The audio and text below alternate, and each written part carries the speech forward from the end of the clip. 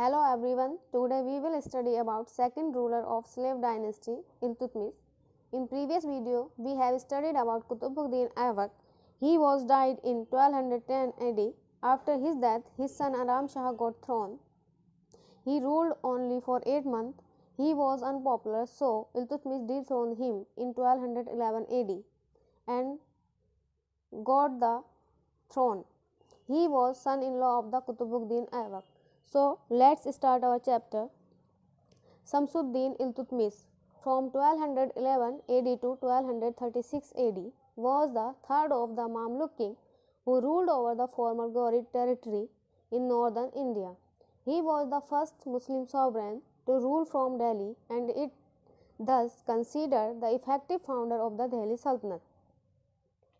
Samsuddin Iltutmish 1211 AD से 1236 AD Mamluk dynasty का तीसरा राजा था, जो कि जिसे दिल्ली सल्तनत का वास्तविक संस्थापक भी माना जाता है. After the Qutbuddin Aibak death in 1210 AD उसका बेटा आराम शाह शासन करने लगा था और वह सिर्फ 8 महीने तक ही शासन कर पाया क्योंकि वो बहुत ज़्यादा अनपॉपुलर था, जिसका फ़ायदा उठाकर इल्तुतमिश ने उसको गद्दी से हटा दिया और अपने आप शासन पर कब्जा कर लिया. Now we will talk about early life of Iltutmish. Iltutmish was born in an affluent family. His father Ilam Khan was a leader of the इलवारी Turkish tribe. According to Minhaj Tabaqate Nasiri, he was a handsome and intelligent boy, because of which his brother grew jealous of him. These brothers sold him to a slave dealer at the horse show. Iltutmish एक धनी परिवार में पैदा हुआ था और उसका पिता इलम खान इलवारी टर्किश ट्राइब का लीडर था. मिन्हाज तबकाते नासरी में बताता है कि इल्तुतमिश बहुत ज़्यादा हैंडसम और इंटेलिजेंट था, जिससे कि उसके भाई उससे जलते थे और जिसके कारण उन्होंने उसको एक बाज़ार में बेच दिया था. Minhaj narrative appears to be inspired by the Quranic story of Hazrat Yusuf who was sold into slavery by his jealous brother. और मिन्हाज की जो ये स्टोरी है वो कुरानिक स्टोरी हज़रत यूसुफ से मिलती जुलती है, जिनको उनके भाइयों ने स्लेवरी में बेच दिया था. Sold into slavery as a young boy, Iltutmish spent his early life in Bukhara and Ghazni under multiple masters. और इस प्रकार इल्तुतमिश एक हाथ से दूसरे हाथ बिकता गया और इस प्रकार उसने अपना जीवन बहुत सारे मालिकों के अंडर में बुखारा और गजनी में व्यतीत किया. In the late 1190s, the Ghurid slave commander Qutbuddin Aibak purchased him and Delhi. और 1190 के अराउंड मुइजुद्दीन का जो स्लेव था, गौरिड किंग का स्लेव था, जो कमांडर कुतुबुद्दीन ऐबक, उसने उसको दिल्ली में खरीद लिया, thus making him the slave of slave. और इस प्रकार वह दास का दास बन गया. Iltutmish rose to prominence in Aibak service and was granted the important iqta of Budaun. और इल्तुतमिश ऐबक की सर्विस में आया और उसको इक्ता का बदायूं दिया गया. इक्ता का बदायूं उस टाइम बहुत अच्छा माना जाता था, बहुत बड़ा माना जाता था. रेवट के अनुसार इक्ता का बदायूं उस टाइम में हाईएस्ट इक्ता होता था, बदायूं का इक्ता sorry. His military action against the Khokar rebels in 1205 to 1206 gained attention of Ghurid Emperor Muizuddin, who manumitted him even before his master Aibak was manumitted. और जब मुइजुद्दीन वापस जा रहा था उस टाइम 1205 और 1206 के दौरान खोकर्स ने उस पर अटैक किया, जिसमें इल्तुतमिश ने बहुत ज़्यादा बहादुरी दिखाई और उनको पीछे ढकेल दिया, जिससे जो मुइजुद्दीन था वो बहुत ज़्यादा प्रभावित हुआ और उसने इल्तुतमिश को कुतुबुद्दीन ऐबक से पहले ही दासता से मुक्त कर दिया.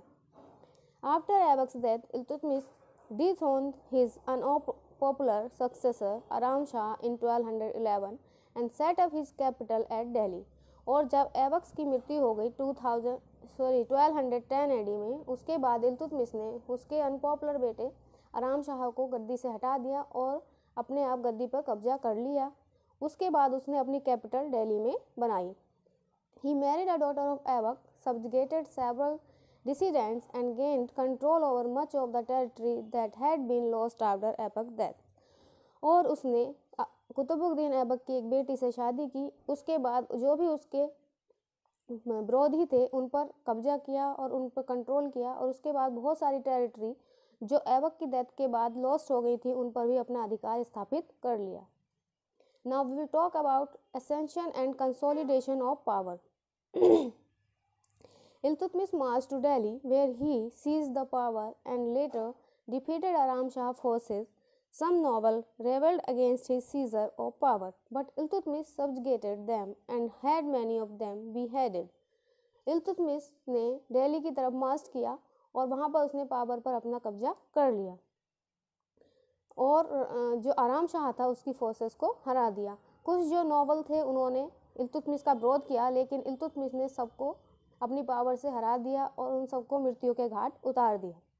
Minhaj Siraj stated that after Aibak's death, the former Ghurid dominion of India, Mamlik-e-Hindustan, had been divided into 4 parts.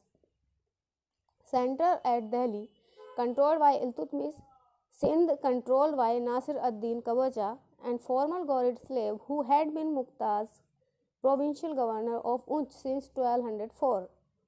Lakhnauti, controlled by Ali Mardan Khilji, a former governor who proclaimed independence and styled himself as Sultan Ala al-Din Lahore, contested between Kawacha, Ildiz and Iltutmish.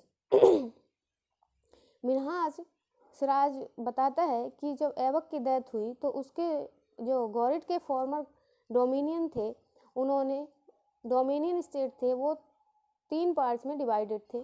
जो centre part था दिल्ली का वो इल्तुतमिश के द्वारा power में था, और जो सेकंड पार्ट था सिंध का उस पर नसरुद्दीन कवाचा का कंट्रोल था, जो कि 1204 से ही वहाँ पर गवर्नर के रूप में काम कर रहा था. लखनौती जो थी वो अली मर्दान खिलजी के कंट्रोल में थी, जिसने अपने आप को एक इंडिपेंडेंट राजा के रूप में घोषित कर दिया था और उसने एक टाइटल धारण किया था सुल्तान अला अल दीन का. और इस प्रकार कवाचा, इल्दीज और इल्तुतमिश के बीच में बहुत सारे कॉन्फ्लिक्ट्स चल रहे थे. Now we will talk about some important facts as a sultan of Delhi Sultanate. Ring June 1211 AD to 20 April 1236 AD. Predecessor Aram Shah, successor Ruknuddin, death 13 April 1236 AD. Burial Qutub Complex, Mehroli, Delhi. Spouses Qutub Begum and Shah Turkan, and religion Sunni Islam. Now we will talk about Iltutmish title. There are so many titles which are engraved on Iltutmish inscriptions. Mention several of his titles, including the first one is Mola Muluk al-Arab wal-e-Azam, King of Kings of Arabs and Persian. The first title है उसका मोला मुलूक अल अरब वल आजम, जिसका मतलब है राजाओं का राजा, Arabs के राजाओं का राजा. A title used by earlier Muslim kings including the Ghaznavid ruler Masud. और ये उससे पहले के जो मुस्लिम रूलर थे जिनमें गजनविद रूलर मसूद भी शामिल है, उनके द्वारा इस टाइटल का प्रयोग किया जाता था. मौला मलूक अल तुर्क वल आज़म, सईदी अस-सलातीन अल तुर्क वल आज़म, रिकाब अल ए इमाम, मौला मुलूक अल तुर्क वल ए आज़म. इसका मतलब master of kings of the Turks and the Persian, यानी कि टर्क्स और पर्सियन के राजाओं का राजा. हिंदगीर कॉन्करर ऑफ हिंद, यानी कि हिंद का विजेता. सुल्तान सलातीन अर्सर्क, the sultan of the sultans of the east, और ईस्ट के सुल्तानों का सुल्तान. शाह ए शाह, किंग ऑफ ईस्ट, ईस्ट का राजा. शहनशाह, kings of king, a title of the emperor of Persia. शहनशाह यानी कि राजाओं का राजा, टाइटल जो है पर्शिया एम्पर के द्वारा यूज़ किया जाता था. Now we will talk about his invasion of Ildiz. Number 1, defeat of Ildiz. He did not immediately claim a sovereign status, acknowledging the nominal authority of Taj al-Din Ildiz, another former slave who has gained control of the Ghurid capital Ghazni. Subsequently, a Khwarezmian invasion prompted Yildiz to move from Ghazni to India and the demand control of the former Ghuri territory in India, Iltutmish refused to oblige, defeating and killing Yildiz at the Battle of Tain in 1216 AD. जब कुतुबुद्दीन की death हुई उसके बाद एक और उसका slave था, मुइज़ुद्दीन का स्लेव था यल्दीज़, उसने जो इंडिया के एरिया में यल्दीज़ का टेरिटरीज़ थी उन पर अपना क्लेम जताया, लेकिन इल्तुतमिश ने तुरंत ही उसको डिनाई नहीं किया और वह उसके एक सेवक के रूप में, एक गुलाम के रूप में कार्य करता रहा। लेकिन कुछ टाइम बाद एक ख्वारिज़मी का इन्वेशन हुआ, कहाँ पर, यल्दीज़ के ऊपर, जिससे यल्दीज़ गजनी से इंडिया की तरफ भाग आया और यहाँ पर उसने इंडियन टेरिटरीज़ पर अपना कब्जा जताने की कोशिश की, लेकिन इल्तुतमिश ने उसको मना कर दिया और उसके साथ उसने तराइन का बैटल किया 1216 AD में, जिसमें यल्दीज़ हार गया और उसके बाद उसको मार दिया गया। Now we will talk about his annexation of Khwarazm empire. He also fought with Nasir ad-Din Qawacha, another former Ghurid slave, for control of Lahore. In 1221, a Mongol invasion prompted the Khwarezmian ruler Jalaluddin Mangwarni to move to the Indus Valley region, which became embroiled in conflicts involving Jalaluddin Qawacha and the Mongols. Muizuddin का एक और slave था नसरुद्दीन कवाचा, जो लाहौर पर control कर रहा था। अब इल्तुतमिश भी लाहौर पर कंट्रोल रखना चाहता था, लेकिन इसी बीच क्या हुआ, 1221 AD में एक मंगोल इन्वेशन ख्वारिज़्म पर हुआ, जिससे कि ख्वारिज़्म का जो राजा था, वहाँ का सुल्तान था मांगवर, वो इंडस वैली रीजन की तरफ आ गया भागकर, और जिससे कि मांगवर्नी और कवाचा के बीच एक कॉन्फ्लिक्ट होने लगा। जिस Iltutmish largely remains away from these regions until the departure of the Mongol and Jalaluddin, engaging in minor skirmishes only when he saw a danger of his own territory in India. और जब ये conflict चल रहा था कवाचा, Mongol और ख्वारिज़्म के मांगवर्नी के बीच, उस टाइम इल्तुतमिश अपने आप को अलग ही वहाँ से रखा, जिससे कि वो नहीं चाहता था कि मंगोल इन्वेशन जो है उसकी टेरिटरीज़ पर हो, ताकि उसकी टेरिटरी को खतरा हो। इसलिए वो उसने अपने आप को वहाँ से अलग ही रखा, जब तक कि उसे यह एहसास नहीं हुआ कि जो ये डेंजर है वो उसकी टेरिटरी के लिए भी हो सकता है। जब जो मांगवर्नी था, ख्वारिज़मी शासक था, उस पर मंगोलों ने आक्रमण किया, तब वह भागकर इंडिया की तरफ आया और उसने आकर यहाँ पर कवाचा के एरियाज़ पर कंट्रोल करने की कोशिश की, जिससे कि दोनों में कॉन्फ्लिक्ट्स हुआ और कवाचा और मांगवर्नी में के बीच युद्ध हुआ, जिसमें कवाचा जो था वो डिफीट हो गया। लेकिन जो इल्तुतमिश था वो उस टाइम बिल्कुल अपना अलग ही रहा उससे। In 2028, Iltutmish invaded the Indus Valley region, defeated Qawacha and annexed large part of Punjab and Sindh to his empire. और जब मागवर्नी मंगोल्स वापस चले गए और मागवर्नी भी चला गया, उसके बाद 2028 में इल्तुतमिश ने इंडस वैली रीजन में आक्रमण किया और कवाचा को हरा दिया और उसके बाद पंजाब और सिंध के बहुत बड़े लार्ज पार्ट पर अपना अधिकार स्थापित कर लिया। Subsequently, the Abbasid Khalifa al-Mutassir recognized Iltutmish authority in India. और उसके बाद अब्बासिद खलीफा ने इल्तुतमिश को इंडिया का असली सुल्तान मान लिया। This was the area ruled by Iltutmish. Iltutmish के एरिया में ये सारे एरिया आते थे, उसके अंडर में दिल्ली, लाहौर, काबुल और गजनी, ये पूरा एरिया जो था उस टाइम इल्तुतमिश के कंट्रोल में हो चुका था। After the departure of Jalaluddin from India in 1224, Iltutmish turned his focus toward eastern India. और जब 1224 AD में जलालुद्दीन यहाँ से वापस चला गया, तब इल्तुतमिश ने अपना जो ध्यान था वो ईस्टर्न इंडिया की तरफ लगाया, where Aivak's former subordinate had carved out an independent kingdom, headquarters at Lakhnauti. जहाँ पर जो ऐवक के पहले फॉर्मर सबॉर्डिनेट थे, उन्होंने अपने आप को लखनौती में इंडिपेंडेंट रूलर के रूप में स्थापित कर लिया था। Iltutmish extracted tribute from the local ruler Ghiyasuddin Iwaz Shah in 1225 and annexed the region in 1227 after the unsuccessful rebellion by Ghiyasuddin. और इल्तुतमिश ने 1225 में वहाँ पर इन्वेट किया और 1227 AD में उसने वहाँ पर कब्जा कर लिया। During this period he also asserted his authority over Ranthambore 1226 AD and Mandor 1227 AD, whose Hindu chiefs had declared independence after Aibak's death। और इसी के दौरान उसने रणथंबोर पर 1226 AD में और मांडोर में 1227 AD में भी कब्जा कर लिया, जहाँ के जो हिंदू चीफ्स थे उन्होंने ऐबक्स की मृत्यु के बाद अपने आप को इंडिपेंडेंस घोषित कर दिया था। इस प्रकार पूरा जो ये एरिया था ये इल्तुतमिश की सल्तनत में आ चुका था। Subsequently, the Abbasid Khalifa al-Mutansir recognized Iltutmish authority in India in 1229 AD। और इसी प्रकार 1229 AD में जो अब्बासी खलीफा अल-मुतंसिर थे उन्होंने उसको इल्तुतमिश की अथॉरिटी को इंडिया में पहचान दे दी। उन्होंने मतलब मान लिया कि ये जो इल्तुतमिश है ये असली राजा है इंडिया का। Over the next few years, Iltutmish suppressed a rebellion in Bengal, captured Gwalior, raided and Parmara, controlled cities of Bhilsa and Ujjain in central India, and expelled Khwarezmian subordinates in the northwest. His officers also attacked and plundered the Chandela-controlled Kalinjar area।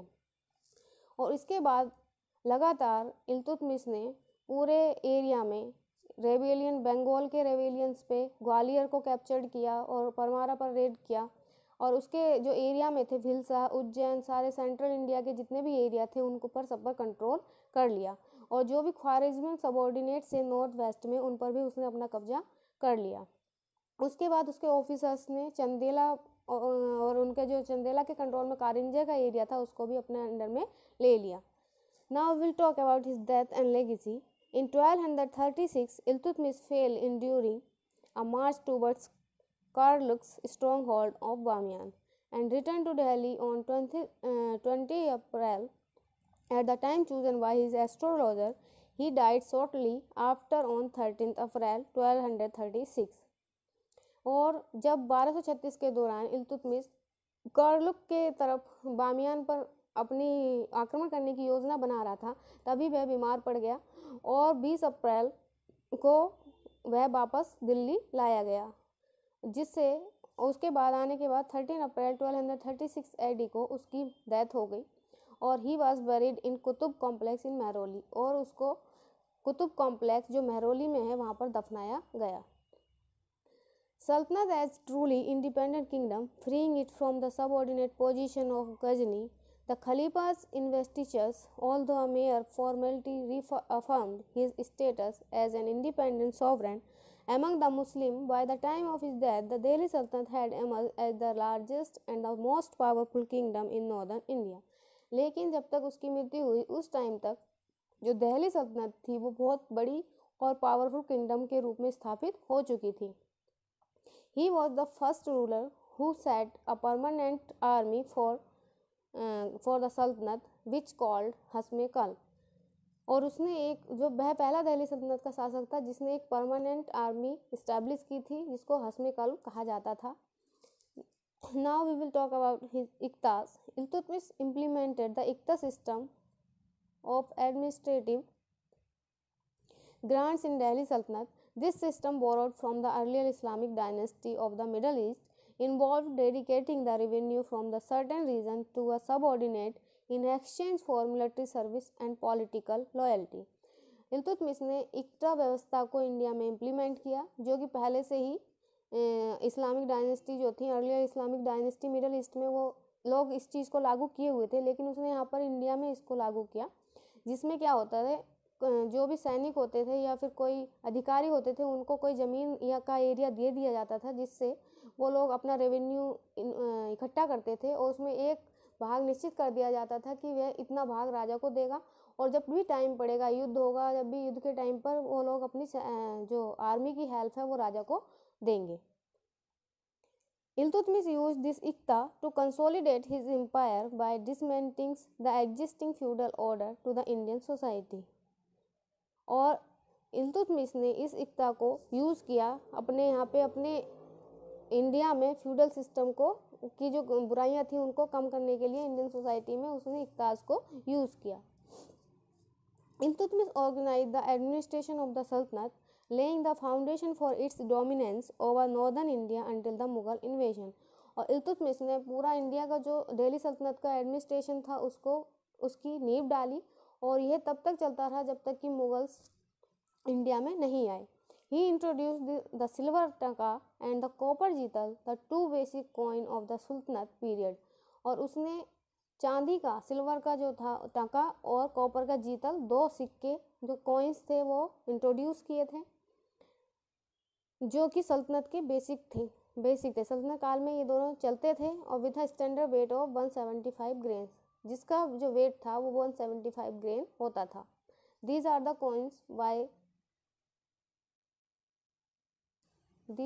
coins introduced by Iltutmish। Now we will talk about the architecture। He erected many buildings including mosques, khanqah, monasteries, dargah, shrines or graves of influential people and the reservoir house for pilgrim। उसने बहुत सारी जो monuments थे वो बनाए, बहुत सारी खानकाज बनाई, दरगाह बनाए और बहुत सारे रिजर्वोयर बनाए और पिलग्रिम्स बनाए। सॉरी, दिस इज पिलग्रिम्स बनाए। He completed the construction of Qutub Minar which had been started by Qutub al-Din Aibak. और उसने कुतुब मीनार के कंस्ट्रक्शन को पूरा कराया, जो कि इल्तुतमिश के द्वारा शुरू किया गया था। This is the photo of Qutub Minar completed by Iltutmish।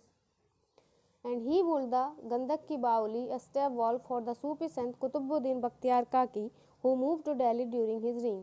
उसने एक गंधक की बावली नाम से एक स्टेप वॉल बनाया है, किसके लिए? कुतुबुद्दीन बख्तियार काकी, जो एक सूफी सेंट थे और जो उसके रिंग में दिल्ली में आए थे। This is the photo of गंधक की बावली। He commissioned the Hauj-e-Shamsi reservoir to the south of Qutub Minar and the madrasa school around। और कुतुब मीनार के साउथ में उसने एक हौज-ए-शम्सी बनाया है। This is the picture of Hauz-e-Shamsi in south of Qutub Minar. और एक मदरसा बनाया है, मदरसा जिसमें स्कूल टाइप के होते थे, जिसमें स्टडी की जाती थी, कुतुब मीनार के पास में पवेलियन में। And in 1231 he built the Sultangarhi funerary monument for his eldest son Nasruddin who had died 2 years earlier। और 1231 AD में उसने एक सुल्तानगढ़ी मकबरा बनाया है अपने बेटे का, जो उसका सबसे बड़ा बेटा था नासरुद्दीन, जो उससे 2 साल पहले ही डेथ हो गई थी, जिसकी उसको सुल्तानगढ़ी के नाम से जानते हैं। This is the monument of Nasruddin. He was his eldest son who died in 1229 AD। So this is for today। If you like this video, so please subscribe and like this video, and if you have any query or question, you can comment in comment box। And thank you for listening me carefully।